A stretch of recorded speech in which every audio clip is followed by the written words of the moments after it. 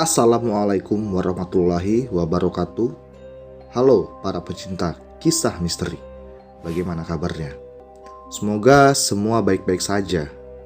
Ketemu lagi dengan saya Dika di kisah hororku. Pada cerita kali ini, aku mendapatkan kiriman kisah yang begitu mengerikan dari Mbak Yulia tentang teror wanita yang mati penasaran akibat disantet oleh calon besannya sendiri. Tapi sebelum kita mulai, ada baiknya kalau kita berdoa agar kejadian ini tidak pernah terjadi kepada kita semua. Kisah ini terjadi di tahun 2014 di daerah Tangerang, di mana pada saat itu teman Mbak Yulia, sebut saja Dista namanya, sedang menjalani sebuah hubungan dengan seorang pria. Hubungan itu telah terjalin cukup lama dan Mbak Dista pun meminta kejelasan kepada sang kekasih tentang arah tujuan hubungan itu ke depannya. Namun, sang kekasih terkesan hanya ingin main-main dan tak ada niat serius.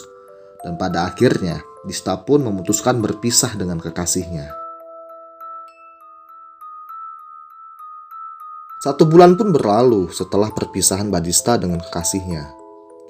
Lalu, pada suatu siang, ada seorang lelaki datang ke rumah Dista. Tujuan lelaki itu ingin melamar Dista. Dan Mbak Gayung bersambut. Dista bersama keluarganya pun menyambutnya dengan sangat sukacita. Singkat cerita, acara pernikahan pun digelar. Banyak sekali tamu undangan yang datang, baik keluarga dan kerabat, hadir pada pesta pernikahan Dista dan suami. Tak luput juga, sang mantan pun turut hadir di acara itu. Saat Dista dan suami mengganti pakaian pengantin, mantan Dista langsung saja menuju ke arah pelaminan. Lalu, ia disambut oleh ibunya Dista. Terjadilah obrolan kecil pada hari itu. Setelah itu, mantan Dista pun menyerahkan sebuah amplop pada ibu Dista. Lalu berlalu pergi meninggalkan acara pernikahan. Ibu Dista pun merasa sedikit aneh dengan amplop itu. Segera ia mencek isi dari amplop itu. Dan alangkah terkejutnya, ia menemukan isi amplop itu berupa jarum, potongan rambut, paku kecil, silet yang terbungkus rapi dalam selembar uang. Segera saja Ibu Dista pun langsung memisahkan amplop itu karena ia tidak ingin ada sesuatu hal buruk terjadi pada hubungan anaknya nanti. Beberapa hari setelah acara pernikahan itu berlangsung, Ibu Dista pun akhirnya menceritakan tentang isi dari amplop yang diberikan oleh sang mantan. Namun, Dista bersama keluarganya mengacuhkan hal itu karena tidak ada hal aneh yang terjadi setelah acara pernikahan. Lalu, Ibu Dista pun membuang semua isi benda-benda yang aneh itu ke bak sampah. Dan uangnya digunakan untuk berbelanja keperluan mereka pada hari itu. Selang 2 hari setelah kejadian itu, Ibu Dista pun jatuh sakit. Ia selalu saja mengeluh. Ada rasa sakit yang begitu hebat menyerang kepala dan juga perutnya. Dista dan keluarganya pun membawa Ibu Dista ke rumah sakit. Namun, penyakit Ibu Dista tetap saja tidak dapat disembuhkan. Bahkan para dokter pun tidak tahu penyakit apa yang sedang dialami oleh Ibu Dista. Hari demi hari, Ibu Dista pun semakin memburuk keadaannya. Bahkan sesekali, Ibu Dista mencoba membenturkan kepalanya ke dinding. Karena ia tidak tahan dengan rasa sakit yang begitu amat luar biasa yang dialami pada kepalanya. Bahkan, kini rambut Ibu Dista pun mulai rontok karena Ibu Dista kerap sekali menarik-narik rambutnya yang disebabkan rasa sakit yang amat luar biasa yang ia rasakan. Keluarga Ibu Dista pun pada akhirnya membawa sang ibu ke sebuah pesantren untuk menjalani sebuah pengobatan alternatif karena pihak medis sudah tidak sanggup mengobati penyakit Ibu Dista. Namun takdir berkata lain. Ibu Dista sudah tidak sanggup lagi menahan penyakit aneh yang mengerogoti tubuhnya. Dan pada akhirnya Ibu Dista pun meninggal dunia. Di hari pemakaman Ibu Dista, semua masih terasa baik-baik saja. Namun, selang beberapa jam kemudian, muncul sesuatu kejadian aneh yang menimpa Dista dan keluarga. Di rumah duka, Dista yang masih berduka tiba-tiba saja dikagetkan dengan banyaknya kumbang yang berserakan di dalam rumah. Hal itu pun membuat seisi rumah heboh. Namun, ada seorang kerabat yang mengatakan, "Jangan ada yang membunuh kumbang-kumbang itu. Takutnya itu kiriman dari orang yang ingin mengirim penyakit atau hal-hal yang tidak baik buat keluarga Dista." Lalu, kumbang-kumbang tersebut pun langsung dibuang ke arah selokan. Siang pun berganti malam. Suasana kampung pun yang biasanya ramai, kini terasa sunyi mencekam. Entah apa penyebabnya, namun kampung tersebut terasa sangat berbeda pada malam itu. Pak Rohmat yang merupakan tetangga Dista nampaknya menyadari ada sesuatu hal yang aneh pada malam itu. Dan benar saja, sebelum tengah malam, Pak Rohmat pun dikejutkan oleh banyaknya ketukan yang terdengar dari pintu rumahnya. Awalnya, Pak Rohmat mengira itu anaknya yang baru saja pulang kerja. Pak Rohmat pun segera mengintip ke jendela untuk memastikan siapa yang mengetuk pintunya pada malam itu. Saat Pak Rohmat mencoba melihat keluar rumahnya, Pak Rohmat pun langsung saja dikejutkan dengan adanya penampakan Ibu Dista yang sore tadi baru saja dikebumikan.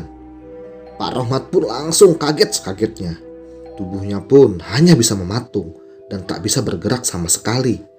Lalu sosok itu pun berujar, Tolong, lepaskan tali pocong saya. Tolong." Mendengar deritan dari Ibu Dista tersebut, Pak Rohmat pun langsung saja terkulai lemas tak berdaya. Hampir 30 menit Pak Rohmat tidak bisa bergerak sama sekali, dikarenakan rasa takut yang begitu hebat menyerangnya pada malam itu. Apalagi sosok yang ia lihat adalah tetangganya sendiri yang baru saja dimakamkan sore tadi. Namun, tak lama berselang, ada suara klakson motor berbunyi. Dan ternyata itu adalah anaknya yang baru saja pulang kerja.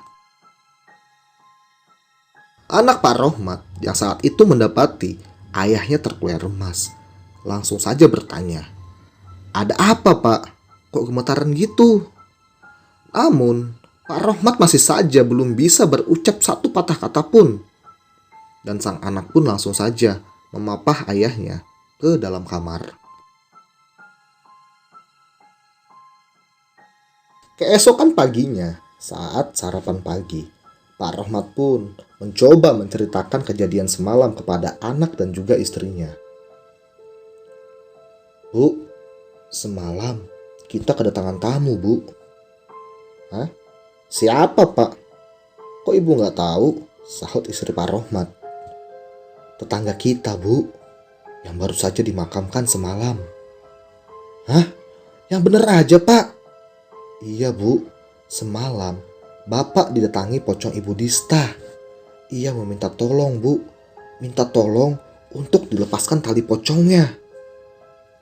Sontak saja, istri dan anak Pak Rohmat pun langsung terkejut. Bahkan, gelas yang dipegang oleh istri Pak Rohmat pun terlepas dan terjatuh berserakan di lantai. Namun, mereka semua sepakat untuk merahasiakan hal itu. Takut kalau nantinya itu menjadi fitnah. Dan malam kedua pun datang. Kali ini, kesialan menimpa Pak Jaya beserta 3 orang temannya, yang kebetulan mereka saat itu sedang kena giliran ronda.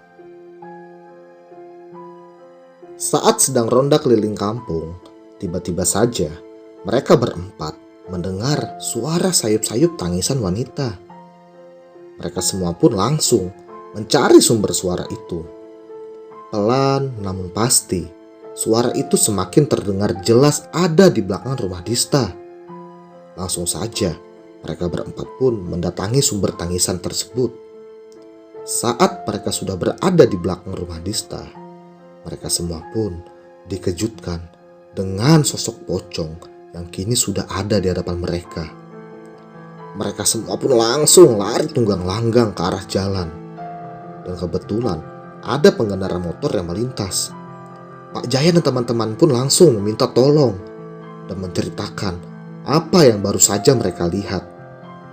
Dan pengendara motor tersebut pun ingin memastikan apakah benar yang dilihat oleh Jaya dan juga teman-temannya.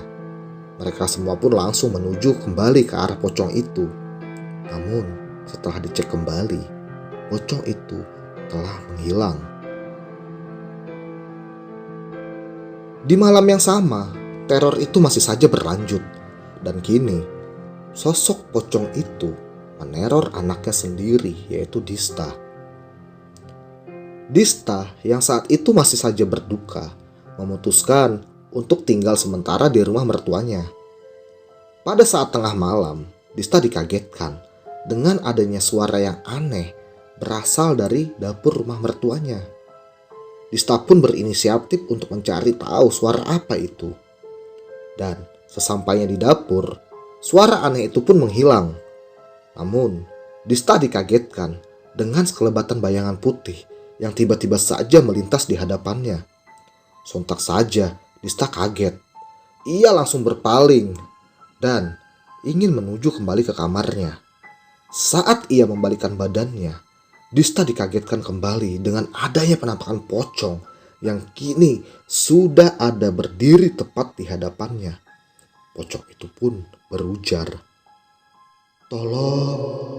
Tolong ibu nak, tolong lepaskan tali pocong ibu nak." Seketika saja, Dista ketakutan sekali. Dan kini ia berhadapan langsung dengan sosok pocong yang begitu menyeramkan. Sontak, Dista langsung terkulai lemas dan pingsan. Di pagi harinya, saat Dista tersadar, ia kini sudah berada di dalam kamar. Nampak sudah ada juga mertua beserta suaminya di sana. Dista pun langsung saja diberondong oleh pertanyaan orang-orang yang ada di sana. Dista pun mencoba menjelaskan kalau semalam ia dikagetkan dengan pocong yang ada di hadapannya. Dan pocong itu pun berujar, Tolong ibu nak, tolong." Namun Dista tidak mengerti apa yang dimaksud oleh sosok pocong tersebut. Siang harinya, kampung pun mulai heboh. Sudah banyak gosip-gosip yang beredar tentang adanya pocong yang bergentayangan. Bahkan, banyak orang yang bercerita kalau mereka sudah didatangi oleh sosok pocong Ibu Dista. Hal ini pun membuat penasaran Supi dan juga Roni. Dan kebetulan mereka berdua adalah pengurus makam yang ada di kampung itu. Mereka berdua pun berencana untuk mencari tahu apakah benar Ibu Dista mati penasaran. Lalu di senja hari, mereka pun bergegas menuju ke pemakaman dan mencoba memperhatikan kuburan Ibu Dista. Tak lama berselang, azan maghrib pun berkumandang. Mereka tetap saja fokus ke arah kuburan Ibu Dista. Dan setelah azan maghrib selesai berkumandang, ada suatu fenomena aneh yang terjadi di senja itu, di mana ada kepulan asap kecil keluar dari liang lahat Ibu Dista. Asap itu keluar perlahan namun pasti. Dan tiba-tiba saja asap itu berubah menjadi sosok pocong yang begitu mengerikan. Pocong itu nampak berlompat-lompatan menuju ke arah luar pintu makam dan langsung saja menghilang setelah itu. Mereka berdua pun hanya bisa terdiam dan beristighfar. Kini mereka tahu kabar yang tersebar bukanlah sebuah gosip, namun itu adalah sebuah fakta yang benar-benar terjadi. Setelah menenangkan diri mereka masing-masing, mereka berdua pun kini berjalan pulang ke rumah. Dan sesampainya di rumah, mereka ingat kalau malam ini Ada tahlilan di rumah Dista. Langsung saja, setelah mandi dan menunaikan ibadah sholat maghrib, mereka berdua pun langsung menuju ke rumah Dista. Acara tahlilan pun digelar pada malam itu. Nampak banyak warga dan tetangga yang tidak hadir karena mereka semua ketakutan akan bertemu dengan sosok Ibu Dista yang telah berubah menjadi hantu penasaran pada malam hari.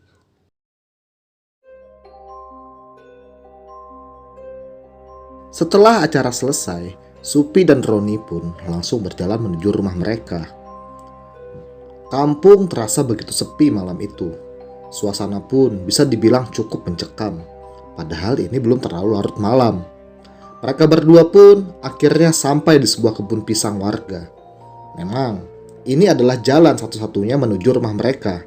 Jadi, mau tidak mau, mereka harus melewati kebun pisang itu. Saat mereka berdua di tengah-tengah kebun pisang itu, mereka berdua dikejutkan oleh suara tangisan wanita yang begitu menyayat hati. Sontak saja, mereka berdua langsung mencari sumber suara. Di tengah gelapnya malam, mereka terus saja menuju ke arah sumber suara. Dan saat mereka tiba di sebuah pohon pisang yang begitu besar, mereka dikejutkan oleh penampakan sosok pocong Ibu Dista yang kini ada di hadapannya. Sosok itu terlihat begitu mengerikan, dengan kain kapan yang terlihat lusuh dan juga menebarkan bau amis yang sangat tidak enak. Sosok pocong itu pun berujar, "Tolong, tolong aku, tolong, tolong lepaskan tali pocongku." Supi dan Roni pun jelas saja ketakutan. Namun, mereka tak bisa berbuat apa-apa. Kaki mereka lemas, seakan tidak berdaya pada malam itu, membuat mereka hanya bisa terduduk lemas di hadapan pocong tersebut. Saat pocong itu coba untuk mendekati mereka berdua, Doni yang ketakutan pun berbicara, "Tolong, jangan ganggu kami. Tolong juga, jangan ganggu para warga. Jika ada urusan duniawimu yang belum tuntas, tolong ikhlaskan. Serahkan saja kepada keluargamu yang masih hidup. Istirahatlah dengan tenang di alammu." Mendengar ucapan Doni tersebut, pocong itu langsung menghentikan lompatannya dan menangis jadi-jadinya. Lalu, ia berubah menjadi kepulan asap dan menghilang entah kemana. Setelah mengalami hal yang begitu mengerikan, mereka berdua pun langsung saja berlari meninggalkan kebun tersebut. Bahkan saking takutnya, mereka pada saat itu tidak menyadari bahwa mereka sudah ngompol di celana. Dan pagi pun tiba. Supi dan juga Roni langsung saja menuju ke rumah salah seorang tetua kampung. Mereka pun menceritakan apa yang barusan mereka temui semalam. Dan mereka juga meminta bantuan kepada sesepuh itu agar teror pocong ini bisa segera ditangkal karena sudah sangat mengganggu para warga yang ada di kampung. Sesepuh kampung itu pun memberikan usulan di mana di hari kelima kematian Ibu Dista, mereka semua akan kembali menyolatinya dan memberikan sholat hadiah agar almarhum bisa lebih tenang di alamnya supaya tidak mengganggu lagi para warga yang ada di kampung. Supi dan Roni pun sontak langsung setuju. Dan segera mereka memberi kabar kepada para warga yang ada di kampung. Siang pun berganti malam. Dan kini tepat hari keempat kematian Ibu Dista. Dan para warga pun percaya Ibu Dista telah mati penasaran dan bergentayangan di kampung itu. Di malam itu, ada beberapa pemuda yang kena tugas ronda. Mereka pun berkeliling seperti biasa. Sesekali, mereka juga membahas tentang gosip hantu yang kini telah melanda desa mereka. Saat sedang asik berkeliling, mereka semua dikejutkan oleh seseorang yang berlari menuju ke arah mereka. Saat mereka mengecek orang tersebut, ternyata itu adalah Mega. Mega nampak begitu ketakutan pada saat itu. Lalu ia berkata kalau ibunya sedang pingsan dan ayahnya sedang terkena tugas malam pada malam itu. Mendapat informasi tersebut, tanpa pikir panjang, para pemuda yang sedang ronda ini pun langsung mendatangi rumah Mega. Sesampainya di rumah Mega, mereka semua melihat keadaan rumahnya yang begitu hening dan sepi. Langsung saja mereka masuk. Dan saat mereka membuka pintu kamar Ibu Mega, mereka semua langsung dikejutkan oleh sosok pocong yang kini telah berdiri di hadapan mereka semua. "Tolong, tolong, tolong aku," ujar si pocong pada mereka semua. Sontak, mereka semua lari tunggang langgang keluar dari rumah Mega. Mereka langsung lari menuju ke rumah seorang ustadz. Sebut saja, ustadz tersebut bernama Sobirin. Mereka semua meminta bantuan kepada ustadz itu. Sambil gemeteran, Mega bersama para pemuda itu menjelaskan perihal kejadian yang baru saja mereka alami. Setelah mendapat penjelasan dari Mega dan teman-temannya, Pak Ustadz pun mengajak mereka semua untuk kembali ke rumah itu. Dengan langkah yang masih bergetar dan juga rasa takut, mereka semua mencoba kembali ke rumah Mega. Dan sesampainya di rumah tersebut, sosok itu telah menghilang dan hanya menyisakan Ibu Mega yang terkulai lemas pingsan pada malam itu. Pak Ustadz pun langsung mencoba untuk menyadarkan Ibu Mega dengan cara memencet jempol kaki Ibu Mega.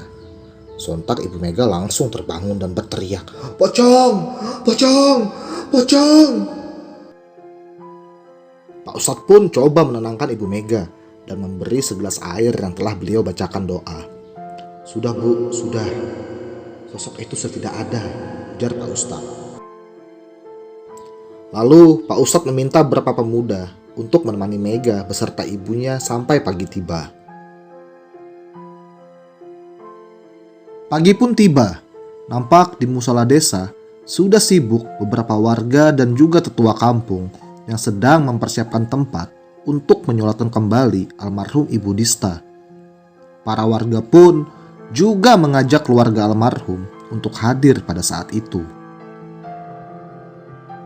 Para tetua kampung pun bertanya kepada keluarga almarhum, apakah selagi masih hidup ada suatu hal yang masih menjadi ganjalan hidup beliau sehingga almarhum Ibu Dista nampak belum tenang. Lalu pihak keluarga pun bercerita, dulu almarhum sebelum meninggal dunia selalu saja memanggil nama anaknya, yaitu Fitri. Dan almarhum sangat mencintai Fitri. Akan tetapi sikap ayah Fitri sangatlah keras. Fitri dulu kerap dipukuli oleh ayahnya. Bahkan pernah ada rencana dari suami almarhum ingin menitipkan Fitri di salah satu keluarganya di Lampung. Namun almarhum tidak pernah mau. Dan salah satu wasiat almarhum sebelum meninggal agar tidak dipisahkan dengan Fitri. Mendengar hal itu, tetua kampung pun langsung menasihati suami almarhum.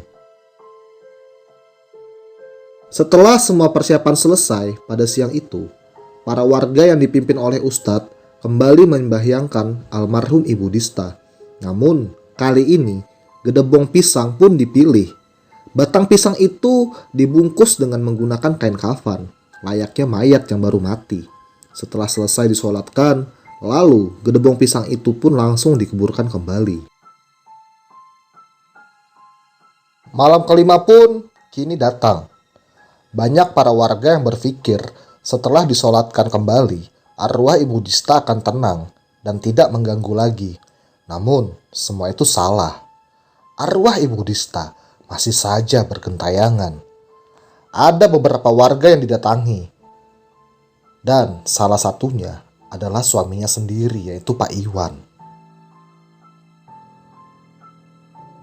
Pada malam itu, Pak Iwan beserta Fitri sedang asik menikmati makan malam sambil menyaksikan acara yang ada di TV.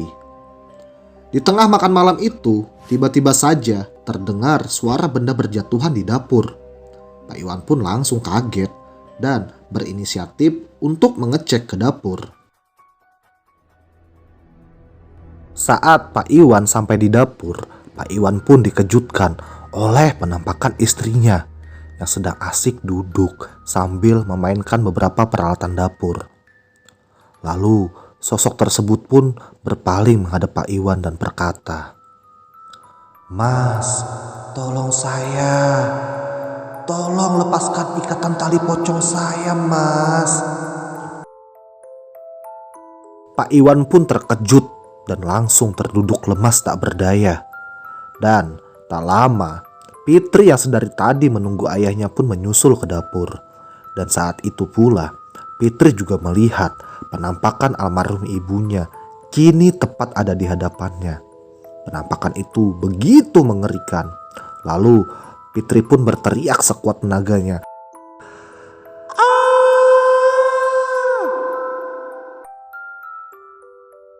Teriakan Fitri itu pun terdengar oleh para tetangga. Mereka semua pun langsung berkumpul dan menuju ke rumah Pak Iwan malam itu. Para warga pun bertanya-tanya tentang penyebab teriakan Fitri yang begitu histeris. Lalu Pak Iwan pun menjelaskan bahwa mereka baru saja didatangi oleh sosok almarhum istrinya. Mendengar hal itu, para warga pun langsung beristighfar dan berkata, "Waduh, gawat, masih gentayangan ya?" Para warga pun mengusulkan agar Pak Iwan dan Fitri untuk langsung bertanya kepada sesepuh kampung. Lalu langsung saja Pak Iwan pun beserta Fitri berangkat menuju ke rumah sesepuh itu. Sesampainya di sana, sesepuh itu pun menjelaskan bahwa almarhum masih akan bergentayangan sampai hari ke-7. Dan hal itu membuat Pak Iwan dan Fitri sangat ketakutan saat itu. Mereka lebih memilih untuk mengungsi ke rumah mertua Pak Iwan karena di sana masih banyak orang-orang yang berkumpul membacakan ayat-ayat suci Al-Quran untuk almarhum. Singkat cerita, malam ke-6 pun datang. Pada malam itu, masih banyak sekali para warga yang didatangi oleh almarhum Ibu Dista. Namun, ada yang beda kali ini. Sosok itu bukan berupa pocong, namun berupa sosok manusia utuh. Dan terlihat sosok itu pun menggunakan baju terakhir yang dipakainya pada saat ia sakit. Sosok itu pun tidak lagi meminta dilepaskan tali pocongnya. Ia hanya meminta untuk dimaafkan dan didoakan. Setelah itu, sosok itu langsung menghilang. Kejadian itu pun dialami oleh Pak Iwan. Pak Iwan pun juga didatangi kembali. Namun, beliau kini lebih siap. Pak Iwan pun berkata kepada sosok itu, "Saya sudah ikhlas dan memaafkanmu. Dan saya juga akan menjaga Fitri. Kamu pulanglah ke alammu." Mendengar perkataan Pak Iwan itu, sosok itu pun perlahan menghilang, ditelan oleh gelapnya malam. Di malam ke-7 kembali diadakan acara tahlilan. Dan setelah acara selesai, Pak Ustadz dan juga beberapa warga memilih untuk tetap bertahan di rumah duka. Mereka semua berencana untuk membacakan ayat suci Al-Quran bergantian sampai subuh. Dan tepat di jam 1 malam, saat sang ustadz sedang asik membaca ayat suci Al-Quran, Pak Ustadz itu merasakan ada sekelebatan putih melintas di sebelahnya. Pada awalnya ia masih mengacuhkannya. Namun lama-kelamaan rasa penasarannya pun muncul. Ia mulai mengikuti arah sekelebatan tersebut. Hingga pada akhirnya beliau tiba di dapur rumah. Di sanalah Pak Ustadz itu dikejutkan dengan sosok Ibu Dista yang kini berdiri mematung di hadapan beliau. Sontak saja Pak Ustadz pun kaget. Ustadz itu pun berlari ke depan. Hal itu membuat para warga yang berkumpul pun kaget dan terkejut. Mereka langsung bertanya, "Ada apa, Pak? Kenapa lari begitu? Kenapa kayak ketakutan banget?" tanya salah satu warga. Pak Ustadz pun langsung beristighfar. "Astagfirullahaladzim, astagfirullahaladzim. Saya baru saja melihat ada Ibu Dista di dapur. Tapi sosok itu cuma diam, mematung menghadapi saya. Mendengar hal itu, sesepuh kampung yang kebetulan ada di sana pun berkata, "Sudahlah, sudah. Ia hanya ingin mengucapkan salam perpisahan kepada kita semua. Dan juga ia ingin berterima kasih pada Anda-Anda semua. Karena Anda-Anda semua sudah meluangkan waktu untuk membacakan doa-doa kepadanya. Jadi, sudah tenang, lanjutkanlah aktivitas kita. Insya Allah, dia tidak mengganggu." Para warga pun akhirnya langsung melanjutkan bacaan Al-Quran mereka. Dan setelah kejadian itu, tidak ada lagi kejadian-kejadian aneh yang melanda kampung tersebut. Kampung itu pun berangsur kembali normal. Dan teror pocong Ibu Dista pun berakhir.